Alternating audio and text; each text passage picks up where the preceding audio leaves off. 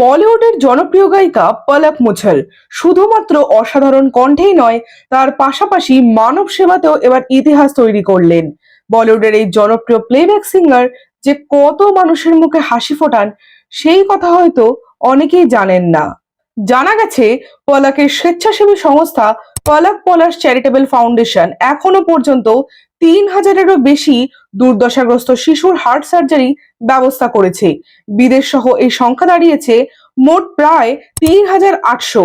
এই মানবিক উদ্যোগের জন্যই পলকের নাম উঠেছে Guinness book of world records এবং লিমকা বুক অফ রেকর্ডস, উভয় জায়গাতেই। পলকের এই পথ চলা শুরু হয়েছিল বাল্যকালেই।